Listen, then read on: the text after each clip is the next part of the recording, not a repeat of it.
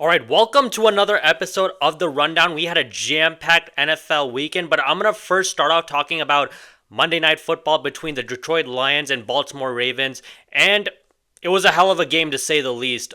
Detroit won 38 to 30, and I thought that Baltimore would win this game pretty handedly.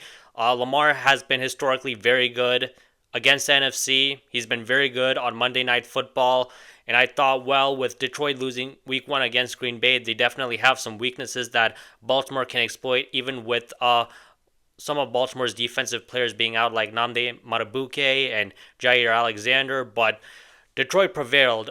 Jared Goff was 20 of 28 for 202 yards. Lamar Jackson was 21 of 27 for 288 yards. And I said that Detroit would miss Kevin Zeitler and Frank Ragnow after week one on their offensive line. But in these last 2 weeks, they sure as hell haven't missed them. Even though Lamar had the better line on the stat sheet than Jared Goff. I mean, Jared Goff, he was the one that was wheeling and dealing. He had all day to throw. Lamar, on the other hand, didn't really have all day to throw. That offensive line wasn't all that great. I'll get more into that later. But there was really this one play that I want to talk about that happened at the end of the second quarter. It's like second and goal at the one for Baltimore. They have a chance to get a touchdown. Detroit's defense, they came up huge. They stopped Derrick Henry on the run. The Ravens decide to go for it on fourth and goal. Lamar drops back and he's just looking for someone. Can't find anybody. And then Campbell just pops the ball out and it almost gets fumbled, but Lamar recovers it and it's a turnover on downs. And even though Detroit didn't really do anything after they got the possession and then Baltimore got the possession and then they got a touchdown to end the second quarter,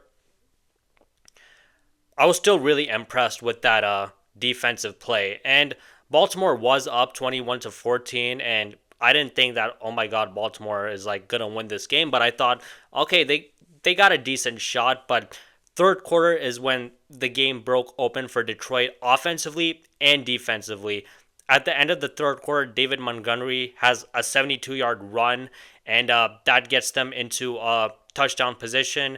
They get the touchdown, and then they're up 28-21. Ravens come back. They get a field goal. It's 24-28. Detroit punts, and then this is the big play of the game. Well, I shouldn't say it's the big play of the game because there were other plays that happened. But Derrick Henry, he just fumbled with about like 8 minutes left in the fourth quarter. And, you know, these possessions are crucial in the fourth quarter. And I mean, Baltimore still could have potentially won the game or maybe tied it, but that fumble was costly nonetheless. Derrick Henry has just had problems fumbling. I wouldn't say this fumble was as big of a fumble as it was against Buffalo, where like they could have like ran the clock out and they could have won the game, but Derrick Henry fumbled. This one, they still had a shot, but still, Derrick Henry, like I think like for a running back, he has like the most fumbles since 2019. I heard someone say that. That's insane. And it was in his non-dominant hand, and I guess these defenders know that when the ball is in his non-dominant hand, just punch it out and you have a good shot of getting it. So that's something that he needs to fix. You'd think he'd fix it after week one, but I guess it's just going to be a work in progress, or it's just going to be a weakness throughout his career. But nonetheless, Detroit got a field goal off of that, and it's 31-24. Baltimore gets the ball back. They punt. And then this is where Detroit really, really, really ended it. It was like 156 left in the fourth quarter. It's a fourth and two on their own 49-yard line. And I was thinking, well, punt. And I think many coaches would have punted, but not Dan Campbell. He goes for it. Uh, they get a 20-yard pass to Amon-Ra St. Brown. They get a touchdown. It's 38-24, and that pretty much ends Baltimore's chances. And sometimes I don't like the aggressive style of always going for it on fourth down consistently. I feel sometimes you just have to cut your losses, but that's not how Dan Campbell operates. He just wants to be aggressive. He just wants to show that we're not scared and that more often than not, going for it on fourth down will help us in the long run, excuse me. And honestly, it has. Like, I think overall, just their aggressive attitude, it just helps them get more wins. I mean, sometimes they get losses, but I think when they go for it on fourth down, it just ends games when they go for it on critical situations. That even if they lose a game or two, going for it on fourth when they can like take a field goal, it all works out in the end. So, kudos to them. And of course, Detroit has the playmakers to go for it on fourth down if they want to be aggressive. Some teams just don't have the playmakers to go for it on fourth down. I remember last year I was watching a Seahawks game and we were at the 1 yard line, and like we kept like getting penalties on the other team, and like we had like 5, 6 chances at the apple, and like we went for it on like fourth and goal at the one and we couldn't get it. And I'm just thinking, oh my God, we can't even get it at the one, and we have like 5, 6 chances at it. And then after that, Mike McDonald never went for it on fourth and goal at the one because he realized that we just did not have the players for it. And I'm glad that he realized that last year. This year it might be different. But anyways, I'm getting off track. Lamar, he got sacked 7 times.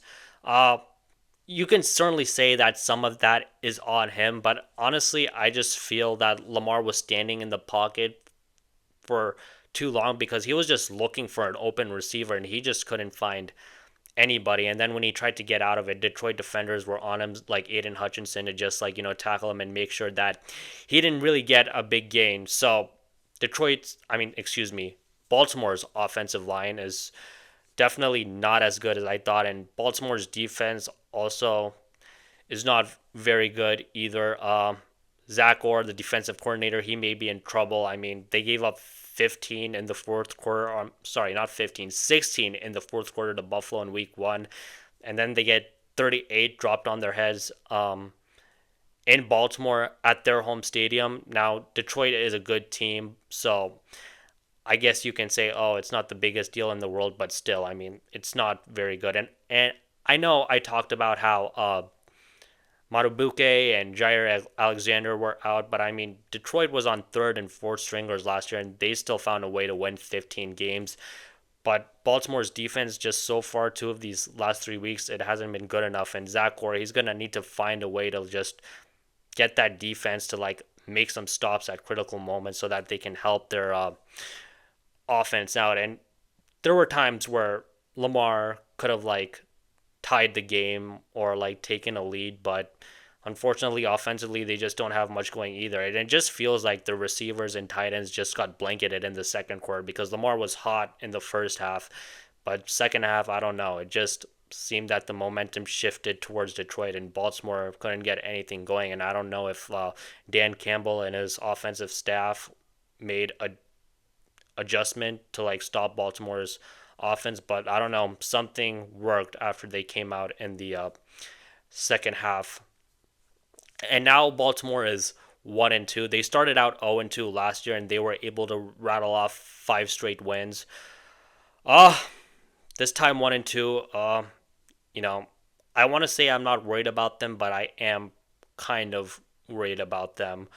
Uh Next week against Kansas City, that's a must-win game. I mean, their next 5 games are Chiefs. That's a tough one. Texans. I mean, their offense stinks, but their defense is pretty good, and I'm not going to say that's like a gimme win, even though Houston is reeling pretty badly. Rams, definitely not easy. Bears, that should be a quote-unquote easy game. And Miami, that should also be like a winnable game. So like only 2 out of their 5 next games are winnable, and I don't know. I feel like they need to win at least like 4 out of the 5 to have a chance in their division. I mean, Cincinnati isn't any good. Uh, Pittsburgh isn't any good. Cleveland isn't any good. So they have a little bit of leeway, but I'm definitely worried about them. I mean, I'm still going to say that they're going to win their division because their division is not as good as people thought coming into the year, especially with Joe Burrow's injury.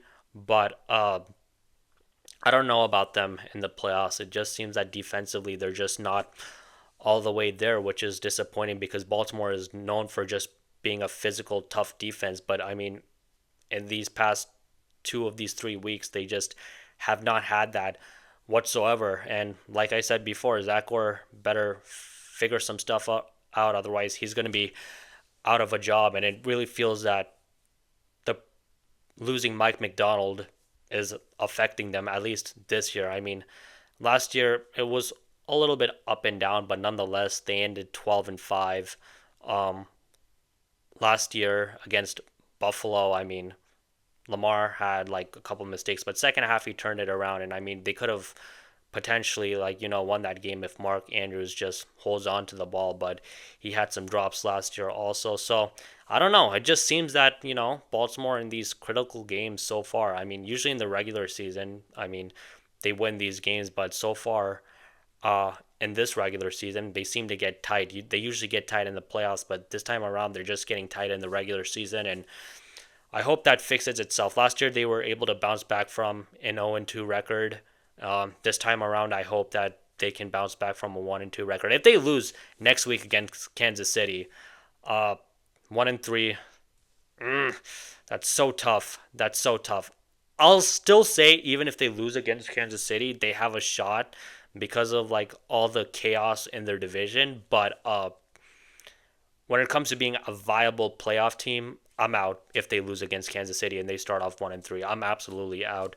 Uh, right now, I still have a little bit of hope, but right now I'm out, and there's just something wrong going on in Baltimore, and I don't know. They better have a team meeting and fix it because you'd think against Buffalo they would just bounce back, and I thought that they would bounce back, and they bounced back that next week against Cleveland, but this time around it's not looking good. And like I said before, Lamar is usually very good against the NFC. He only has like 2 or 3 losses against the NFC, which is like freaking crazy. But this was just another loss in the books. And now, speaking of Kansas City, I want to talk about the Sunday night football game between them and the New York Football Giants. And Kansas City won 22-9. But don't let the final score fool you, because it was a slog for Kansas City offensively, and you could just see at the beginning that they were just trying to get Travis Kelsey the ball and just try to get him involved. I mean, in these past 3 games, he has 17 receptions for like 134 yards, and he had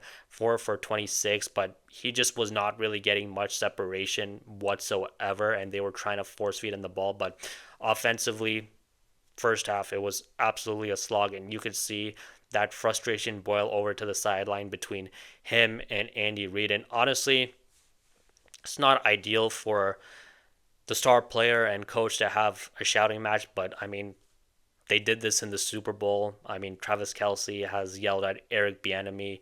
He's just a fiery, passionate guy. But his teammates love him, and it's not like he's a toxic locker room presence. He obviously has some pelts on the wall. He's won 3 Super Bowls, has come up big in clutch playoff moments. So honestly, I don't really care. If it was anybody else, I would have said, yeah, that's not a good sign. Like when Malik Neighbors and Brian Dayball were going at it, but both Kelsey and Reed are pretty established in their careers, and it's just not going as well offensively as it has in past years. So obviously, there's going to be some anger, and I'm cool with it. Football is an emotional game, and things happen. But the Giants had a shot to turn this game around. There was a backward pass that Patrick Mahomes threw to Pacheco. Pacheco couldn't see it, and then Okereke picks it up and he tries to like run it into the end zone, but Mahomes like makes a beeline towards him and gets the ball out. I mean, that was a game-saving play because if they get the touchdown, they would have gone up 12-6. And honestly, based on the way the game was going and based on how much of a slog it was, I'm not sure if Kansas City would have won that game. But Mahomes, you know, he made a great play. And Chris Collinsworth talked about it on the broadcast that he doesn't know how many quarterbacks would make that type of play. And truth be told, I don't know how many quarterbacks would have made that type of play either. I think many quarterbacks, star quarterbacks, would have just thrown their hands up and been like, I effed up. That's on me, but not Mahomes. So kudos to him. You could say that Okereke should have just fallen on the ball and they would have been very close to the end zone. But honestly, I can't fault him for it because you have a chance to get into the end zone. You want to take chance of the opportunity. He didn't know that Mahomes would get his own fumble recovered. So that happens. But kudos to Mahomes for making a very good play. The New York Giants, they ran the ball pretty well with Scatabo, but other than that, they couldn't really get any offense going whatsoever. Wilson threw two bad interceptions, just like, kind of like Hail Mary plays. Um, One of them was to Malik Neighbors, and they were really trying to get Malik Neighbors involved, but it just seemed that Kansas City's defense really had him boxed in, and they were like, "We are not going to let Malik Neighbors beat us. If you can beat us with any of your other talent like Darius Slayton, then yeah, kudos to you." And Chris Collinsworth talked about it like it's the old Belichick trip. Like, make your team play left handed and take away their bread and butter. And if they beat you with, like, their secondary or tertiary players and with their weaknesses, then you just got to go to midfield and just shake the opposing coach's hand. But they did a good job of locking him up after he went off against Dallas. And the one touchdown that the Giants did get, they had like a million penalties go their way for them to get that touchdown. And they were able to get a field goal at some point other in the game. But yeah, just not very good offensively. Uh, Russ, I talked about how he threw the two bad interceptions, and it just seemed that, like, after Neighbors couldn't get anything going, they were just lost offensively. And other than the running game, nothing else was working for them. And I'm surprised that Dayball wasn't able to, like, make some adjustments and like get anything else going in the passing game. And I know that people are going to say, "Oh, well, Russ can't do anything because he's old and washed up." I mean, I don't believe that. I don't believe he's that bad that you can't do anything else if wide receiver number one is locked up. But it is what it is. Second half, Chiefs were able to just turn it around offensively, and they scored. They were able to get to 22 at the end of the game. So, kudos to them. First half slog offensively, but second half, they definitely started to figure some things out, even though it wasn't all that easy. And I talked about how this was a must win for the Chiefs. And, I talked about how Baltimore next week, it was going to be a must win against the Chiefs. And for the Chiefs, it's going to be the same thing. It's going to be a must win for them uh, next week also. 1-3. I mean, that's going to be bad for the Chiefs. Unfortunately for the Chiefs, unlike Baltimore, they don't have the luxury of a bad division. The Chargers are really good. Even though Denver's 1-2, I still think that they're pretty good. And the Raiders aren't going to make the playoffs, but I still don't think that you can just walk all over them like you've been able to do in previous years. So 1-3, I think that may mean that Kansas City may miss the playoffs. I don't have Kansas City winning the division, but I still have them making the playoffs at this point. If they lose that game, I may have to seriously reevaluate some things and wonder that can they make the playoffs, because they have a pretty hard schedule. I mean, Rashid Rice is coming back, and luckily next week Xavier Worthy is coming back, but who knows how he's going to look with him being so limited. Uh, yeah, Baltimore, I imagine that they're going to try and fix up their defense after they looked so bad against Detroit, but I imagine they'll be able to perform better defensively because Kansas City just does not have the playmakers like Detroit has. And now I want to talk about the elephant in the room, and that's Jackson Dart. Adam Schefter announced that they're going to bench Russell Wilson, and it looks like Jackson Dart is going to get the start against the Chargers. And I talked about this before the season started about whether or not after the first 3 weeks you may want to put the kid in, because I said that there's a very good chance that they go 0-3 or maybe 1-2 if they're lucky. And I thought that the one game they would be able to win would be against Dallas, but unfortunately they blew that one. So now they're sitting here at 0-3, and now they're going to put in Jackson Dart. And I said that if you aren't winning, why not just put the kid in? He's your long-term future. Russ is not your long-term future. Let's see what he's got. Ideally, I would have liked to put him midway through the season, but honestly, may as well put him in now. You're not winning at all. It seems that he has the respect of his teammates. If he didn't, otherwise they wouldn't have put him in. Let's see if he has any juice. The schedule, they got unfortunately, a bad break with the tough schedule this year. And honestly, even putting him midway through this season, there's no point because there's no easy outs in their schedule. So you may as well see what the kid has got. The offensive line obviously stinks, so I hope that Dable treats him with like kid gloves and the rest of his teammates treat him with kid gloves and understand that the guy is going to make some mistakes.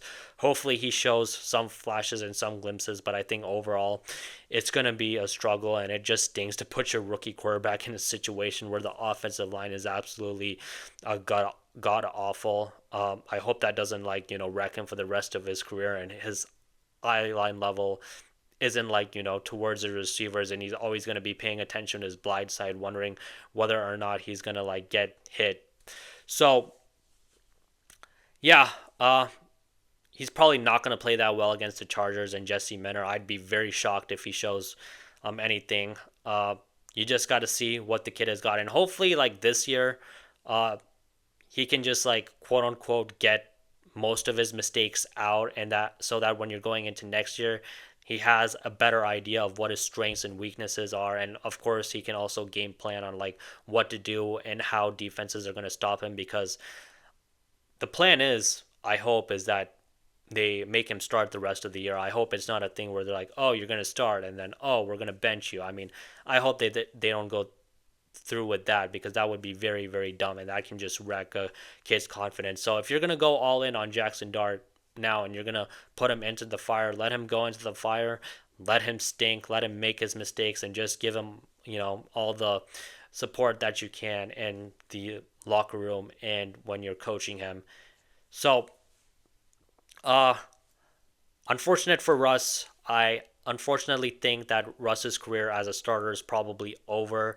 The only place that I can really see him starting is Cleveland, but Cleveland didn't even want him last year, and they chose to go with the 40-year-old Joe Flacco, which still beats me. But I mean, Joe Flacco did do some good things for them a couple of years ago when Deshaun Watson went out. But other than that, I don't see where else Russ can start. Maybe Atlanta if Michael Penix really, really stinks so bad, and Atlanta's we made a mistake in drafting this kid. But I don't know.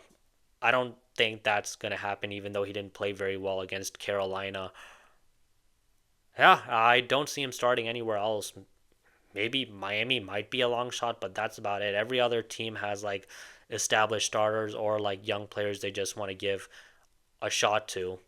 And it's unfortunate how Russ's career has went post Seattle. I mean, he had 2 years in Denver. First year with Nathaniel Hackett went awful. Second year with Sean Payton went okay, but he really, really limited Russ, and he said, okay, I'm out because you're not my type of quarterback.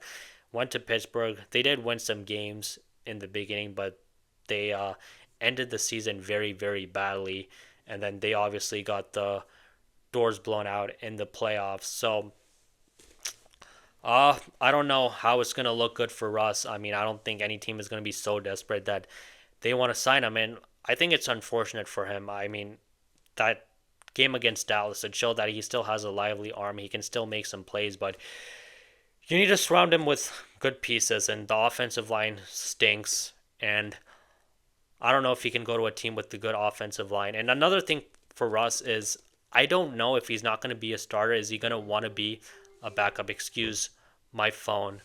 Uh, because quarterbacks like Russ, who've started for a long time, have had a large amount of success, they usually aren't willing to go to the bench. I mean, Tom Brady never went to the bench, but I guess Tom Brady is an anomaly in terms of playing well into his 40s. Peyton Manning uh, didn't go to the bench. Neither did Big Ben, even though they should have gotten rid of Big Ben. Aaron Rodgers, he's going to start in his last year. Uh, who else? Philip Rivers, he started. Uh, Lots of other quarterbacks, they started. And when they start, so well in the beginning of their careers, they usually want to end it that way, and they're not willing to be a backup guy when they have that experience of being the starter and leading those guys on Sunday. So I don't know if he wants to do that, and even if he does want to be a backup, I'm not sure teams are willing to give him a shot, because I mean there is just weird locker room stuff with him almost everywhere that he goes. I don't know why, but I don't know. I guess he just doesn't resonate with the locker room like that. And I think that's something that teams are going to pay attention to. And when you are the backup quarterback, you can't afford to be seen. You just have to lay low. And with him, like, having the superstar lifestyle, I'm not sure he's that type of guy. And I'm sure that Russ has a big ego. And I don't mean this in a negative way where, like, I don't think he'll want to take a backup job. I get the feeling that he's going to be like, well, if the league doesn't want me to be a starter, I'm out. I had a good run. I exceeded expectations as a 5'11 quarterback. Things didn't go my way. And yeah, and who knows? He might get into the Hall of Fame, but this is just the final nail in the coffin for Russ's careers, which is unfortunate because I am a Russ fan and I wish the best for him, but hasn't gone well. Now I want to talk about the Rams and the Eagles. This should have been the primetime game on Fox. I don't know why Chicago and Dallas was the primetime game, but whatever. That's above my pay grade. I want to start off talking about the Rams. Stafford throws that interception on the first drive, but honestly, after that, the Rams, they really started to figure things out. They were really running the ball really well with Kyron Williams. He had about 94 yards in the game when in the previous two games he had about 66 yards. There were a few times where they got into the red zone and they had to settle for a field goal. There was like a play where Matthew Stafford missed Devontae Adams at the 6 yard line for Philly in the second quarter, and then Devontae Adams, after that 44-yard touchdown, he really wasn't able to get anything going. And for some reason, Stafford and Devontae, they just didn't have that chemistry going in the second half. And I don't know if it was just Philly's defense saying, we're going to take him away and you're just going to have to beat us with Puka. And Puka really, really played well. So there is that. It was 19-7 after the half. And Greg Olson said that when you're in the red zone, you got to convert and you got to put this Philly team away because they're really, really good. And Philly is just one of those teams where even if you have them down, they still have a shot of coming back. I mean, Tom Brady was one of those quarterbacks that even when he was down big, you still felt like, oh no, he can make a comeback. Same with Patrick Mahomes. I wouldn't put Jalen Hurts in the category as those two guys, obviously, but he has a really, really good team around him. And you think that even though the Rams were up 19-7 at the half, that would be enough because Philly in the first half was absolutely kind of god awful. Jalen Hurts had like 18 yards passing. Saquon Barkley couldn't really run the ball particularly well. And then third quarter, you felt that like it was over because Philly had the ball. They fumbled. Rams get a touchdown and it's 26-7. And I was thinking this is when things are really going to boil over for Jalen Hurts and A.J. Brown. A.J. Brown has not been getting the rock for the past few games. They're getting their teeth kicked in. And I was wondering if, like, maybe he might have, like, a sideline confrontation with Nick Sirianni like Travis Kelce did with Andy Reid. But that wasn't the case. Maybe he read his book. I don't know which book it was. I forgot the name, but I don't know. Maybe that calmed things down. But second half, they started to figure things out. Hurts started to slinging it to AJ Brown outside the numbers, and on the broadcast they were talking about like yes, I think it was Kenny Moore who said that I don't know why it took them this long, but they're finally throwing the ball, and I agree. I understand that Philly first wants to be a team that establishes the run, but I really, really feel that even though you do want to establish the run, that doesn't mean that you can't throw the ball. And Greg Olson talked about how, like, people talk about the run game open up the passing game. Well, the passing game can also open up the running game. And I don't think it hurts to get A.J. Brown and Devontae Smith involved earlier in the game. And I know that they won their first two games, but I feel that from now on, like looking at this Rams game, they should really make a concerted effort to get those guys involved early. Not saying that you can't run the ball and everything, and if Saquon is having 5 yards a carry, kudos to him. I still think that you should try and get your receivers involved because I can't imagine it's much fun playing football when you aren't really getting the rock. But nonetheless, they go down the field. It's 26-14. And then Rams offense, they really can't do anything. And then the Eagles get it to 26-21, and I'm thinking, okay, the Rams really, really need to patch something together here. And with about 8 minutes and 42 seconds left, the Rams get in field goal possession for a 36-yard field goal. Um, it gets blocked. That would have put them up 29-21. Eagles come down and get a touchdown, and it's 27-26. And you'll never believe it. The Rams actually got another shot at a field goal. They get it to the Philly 26 with about 3 seconds left in the game, and it's blocked again. And Jordan Davis returns it for a touchdown.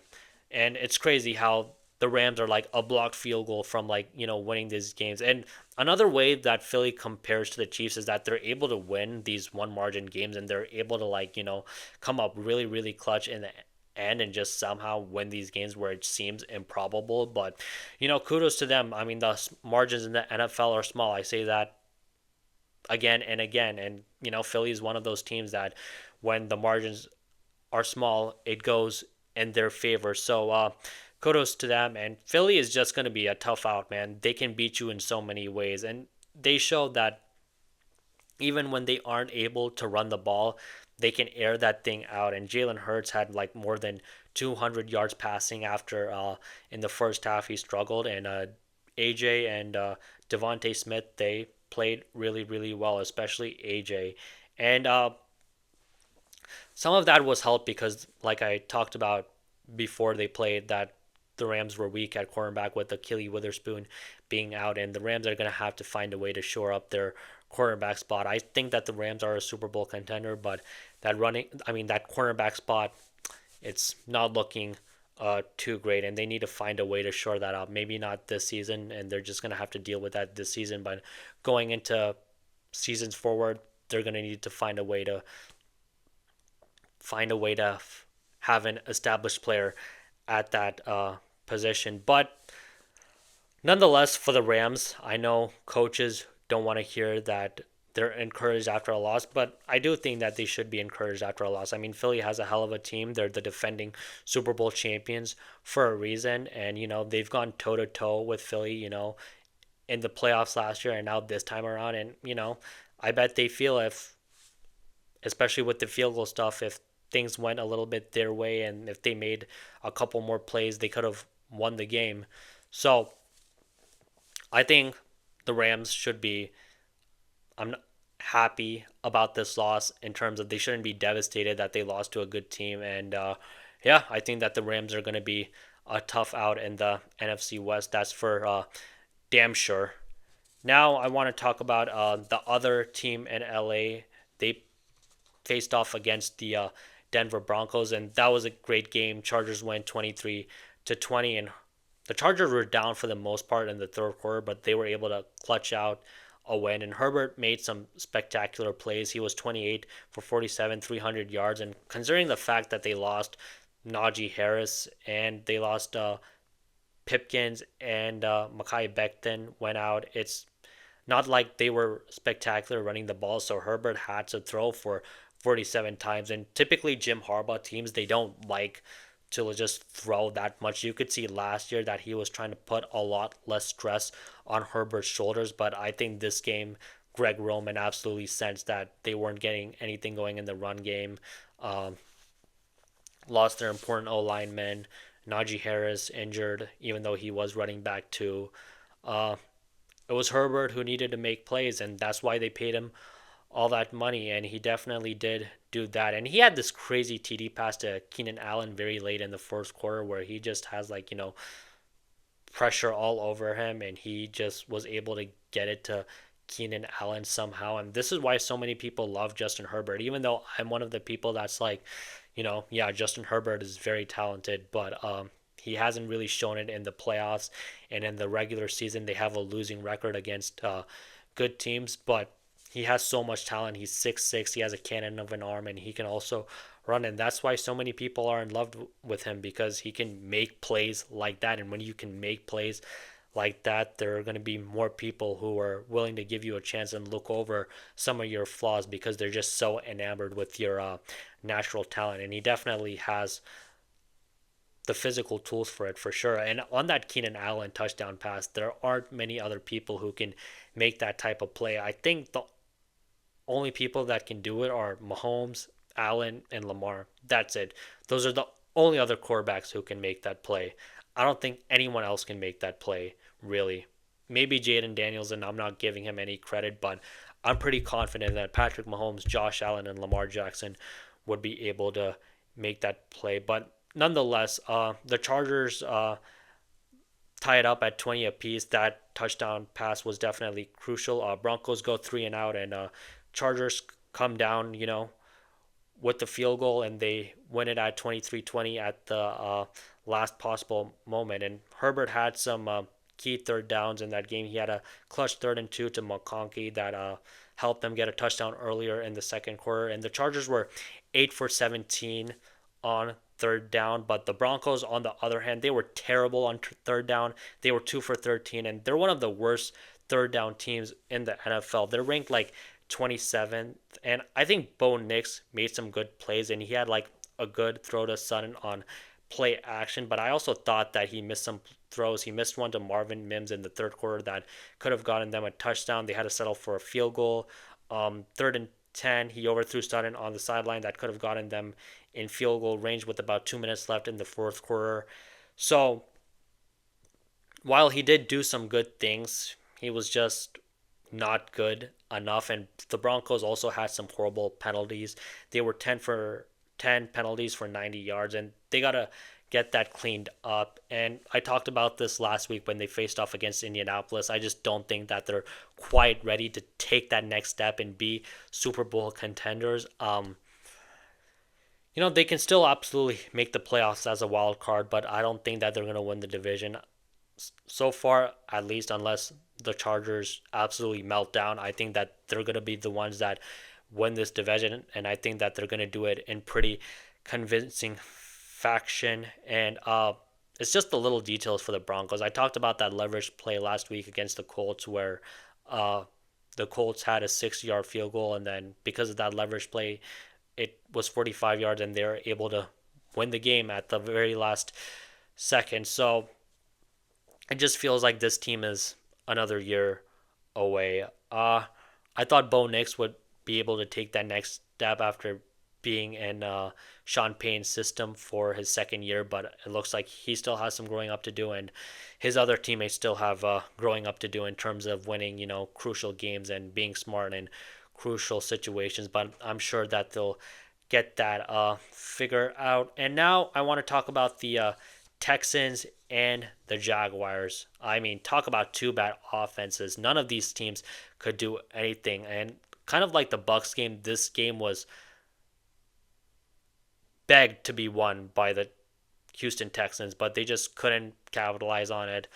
Uh, like I talked about, lackluster offense on both teams. 6 punts by Houston, 6 punts by Jags, some missed field goals and interceptions by both team, and it was 7-3 Jacksonville at the half. And the Texans, they definitely had their shot. Fourth quarter, they're at Jacksonville 32, and boom, there's an interception. Luckily, Houston's defense, they gets a stop, but this was the worst part. It's 10-10. Houston is moving the ball down the field after struggling for the most part. And 3rd and 2, Nico Collins, he just fumbles. And then Jacksonville comes back and they score a touchdown. And Houston could have tied it up, but CJ Stroud kind of like threw an interception on a prayer. And I want to talk about Jacksonville. Trevor Lawrence was 20 for 40, 222 yards, one interception.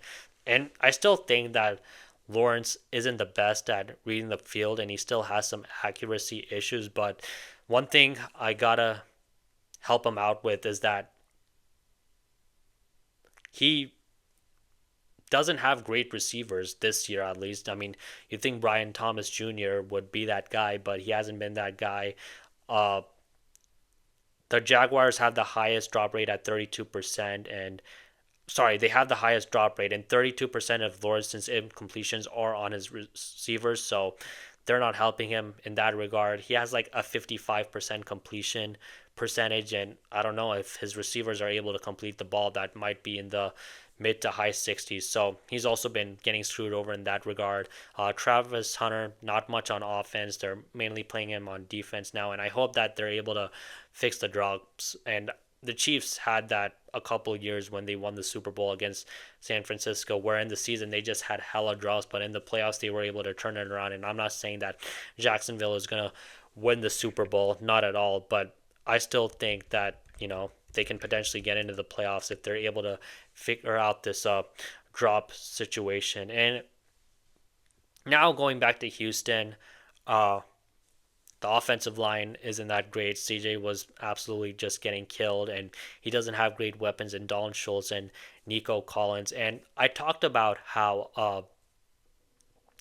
if he doesn't play well, the conversation is going to turn to CJ. Oh, he's just not that guy anymore. And that's what some of the discourse has been. And I'm not saying that CJ can't do things better, but the guy needs a good offensive line. Maybe he's not a superstar like a Jared Goff, or, I'm sorry, not Jared Goff, a Joe Burrow or Patrick Mahomes, where he can overcome a bad offensive line. He's like Jared Goff, a better version of Jared Goff, where he needs a good offensive line. And if you put a good O line around him and you put a good running game and you give him talent at wide receiver, he can go off, but unfortunately that hasn't been the case in a couple of years.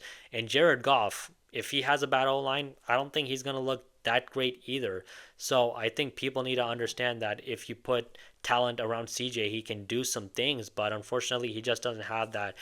And the Texans are probably going to miss the playoffs this year. I mean, they have the Texans next week and they should be able to get their first dub, but they got the Ravens, Seahawks, and Niners. So good luck to them. And Indy is definitely better than I thought with Daniel Jones at quarterback, and it seems that Daniel Jones and Shane Steichen, they have a good relationship so far, and I think it's probably going to stay that way. I think Daniel Jones is going to still play pretty well, and yeah, it's just unfortunate for Houston and CJ Stroud. They have a very, very good defense, but offensively, I mean, Tank Dell is going to come back next year, but offensively, not it. Now, I want to talk about the Cowboys and Bears. This was the primetime game on Fox. Bears, I believe, let me just check this real quick. They won 31-14. Bears, Cowboys. Yep, 31-14. Uh, I got to say, first of all, really impressed with Caleb Williams. The Cowboys defense absolutely stinks, and he had wide open players to throw to, but he just showed that he was able to stay in the pocket, stay composed, and just make the throws that he needed to make. And I know that they were wide open, and he's not going to get wide open throws like that in the other teams that he plays against. But nonetheless, you got to give a guy credit when credit is due. He's in his second year, and he's in his first year with a new play caller.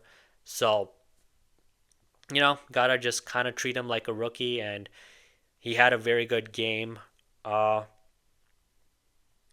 yeah, and the Cowboys defense, it certainly looks like they missed Micah Parsons. I talked about how I wasn't that mad when they traded Micah Parsons because I don't know if it's just smart to pay Micah Parsons close to $50 million when you're already paying Dak and CD so much money, but they definitely miss him this year, and they're going to have to hit on their first round picks in order to make this a good trade for them. CD going out, that sucks. He looks like he's going to miss multiple weeks, and George Pickens is going to be wide receiver number one. Don't like that for the Cowboys, but I'm sure George Pickens is absolutely ecstatic that he gets to be wide receiver number one. The only way Dallas was going to have any shot, doing something this year in terms of making the playoffs was doing well offensively. And now with CD being out, that's done and over with because I don't really trust any of their other wide receivers to fill CD's presence. So the Cowboys are just screwed, and this has just not been a good year for them this year. It wasn't a good year for them last year. I mean, I guess the only positive thing about the Cowboys this year was that Dak Prescott is playing pretty well, and he still looks pretty sharp, but it looks like it's going to get wasted once again. Uh, with Chicago, they got Las Vegas this week. Sorry, they got Las Vegas next week. I don't know what to do with their defense. Las Vegas is. They played pretty well against the Chargers offense, and they were able to kind of stop Justin Herbert a little bit, but they were played terrible against Washington, and they let Marcus Mariota drop 41 on them. Don't know how that's gonna look, but hopefully Caleb can just keep collecting these dubs. He was 19 for 28 this game, 288 yards and 4 touchdowns. Don't think he's going to have a night like that against Las Vegas, and he's not going to have open receivers like he did against Dallas in their horrible defense. But hopefully he can just continue to make plays, stay in the pocket, play within structure, and just get used to Ben Johnson's offense. And I'm looking forward to seeing them. And yeah, that's about all I have for you guys today. I will be back Thursday previewing the Thursday night game between Seattle and Arizona, and I'll be talking about some other things going around the NFL. Thank you so much.